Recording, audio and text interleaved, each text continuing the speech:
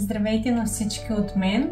Така като лятото си отмина, завръщам се активно с своите видеа.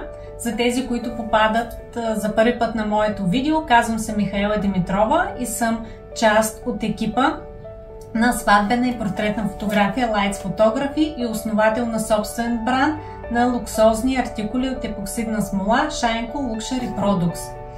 Отсъствието ми не бе свързано с почивка, с активна работа, така като в фотографията лятото е един от най-активните сезони, също с индивидуални поръчки и поддържане на всички артикули налични в сайта ми. Сега започвам активно с нови артикули. Това, че нямам почивка, не означава, че не съм се заредила.